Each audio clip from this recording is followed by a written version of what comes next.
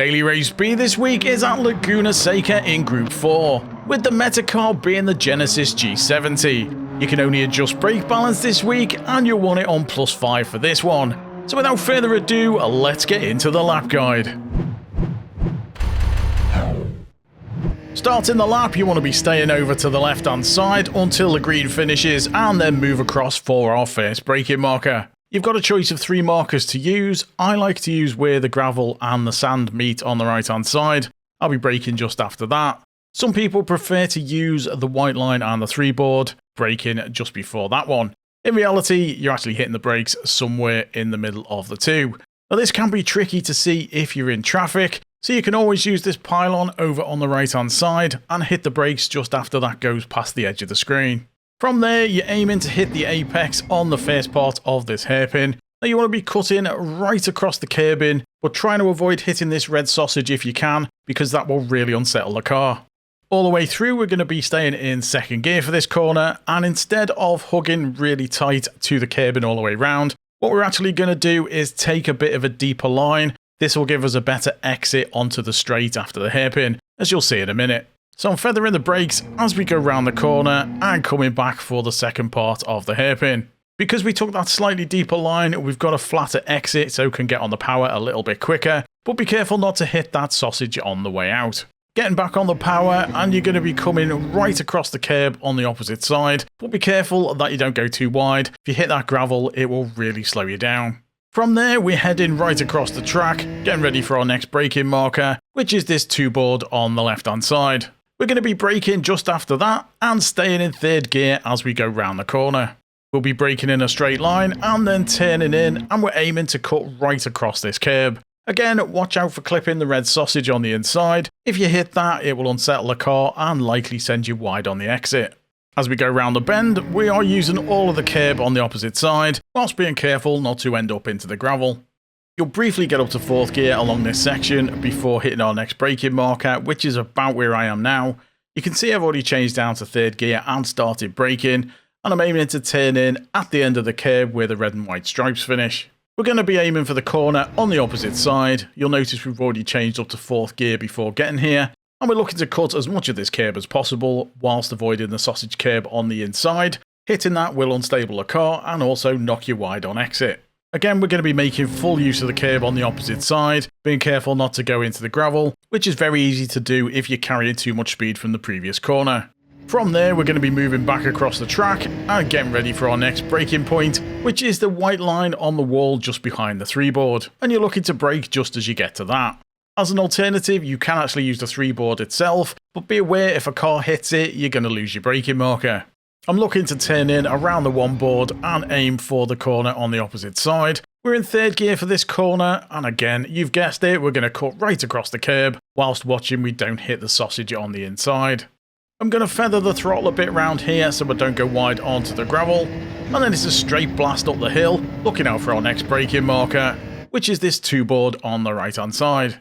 This can be quite a tricky one to judge as it does depend a lot on how good an exit you had from the previous corner. On this lap, I'm going to be braking just before the 2 board. Now it is only a dab of the brakes because it is quite a fast corner coming up and we are going to take it in 4th gear. So it's a quick dab of the brakes and chuck it in, but there are actually 2 ways you can take this corner. The first way is the same as all the previous corners. You're basically just cutting across the curb whilst trying to avoid the sausage on the inside. Now the second way is a little bit quicker, but it is a lot more risky. For this one, you are actually straddling right across the sausage curb and in effect cutting right across the corner. Be aware that the outside tyres have still got to stay on the curb. It's very easy to cut across that centre section and pick up a penalty. The speed will carry you right across the other side of the track, so we're going to be making full use of this curb, but be very careful not to touch the gravel. If you hit that, it'll more than likely just drag you straight off the circuit.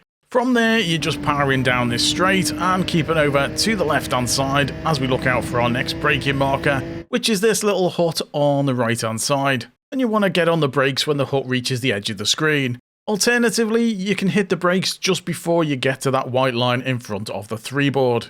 When you're braking, you want to be aiming for the curb on the right hand side. This will set you up nicely for going through the corkscrew. And once you get over to the curb, you can see the benefit of us braking over to the right hand side. It's going to give us a nice line into the corkscrew to help flatten out the curves a bit. as opposed to if we'd gone straight on, that would have given us a really tight turn for the first corner. And once you get to the top of the corkscrew, you want to be cutting right across the curb, and this is somewhat of a blind corner. You have to remember to continue to follow the line of the curb as you go into the corkscrew. It's quite tempting to go straight ahead, but that will just send you straight off the track. As we come around and over the top, we're looking to be cutting straight through that curb in front. But again, be careful to keep the outside tyres on the curb. It's very easy to cut across that centre section and get yourself a penalty.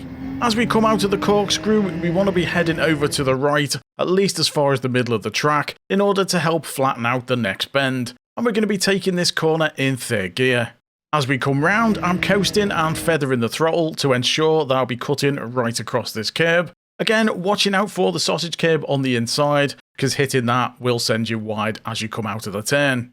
You can make full use of the track width on exit, but make sure you swing over to the left for our next braking marker, which is where the stripes start just in front of the 2-board. You want to hit the brakes when you get to that, and then brake along the curb, turning in when you get to the 1-board.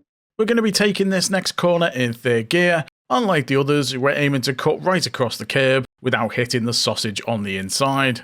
Then build up the power as you come round the corner, being careful not to go wide, then swing back to the right for our next braking marker, which is this 3-board next to the curb. And if someone's taken that out during a race, you can always judge it from the end of the buildings on the left hand side. You want to be braking in a straight line along the curb and aiming to turn in just before you get to the 1-board. And then, you've guessed it, we're cutting right across the curb, avoiding the sausage on the inside. Although I think I did actually clip it on this lap. And as we go round, yep, there it is, don't do that. But what you do want to do is make sure you're as far over as you can without going onto the gravel. You can really straddle right across this curb and make full use of the space on exit. It's a really important corner, this one, because of the long straight after it, so make sure you get a good exit from that corner. And then from there, it's just a straight blast down to the finish line to complete our lap. I've shared this lap in game, just search for Jimster71 if you want to use it as a ghost. Thanks for watching, and I'll catch you next time.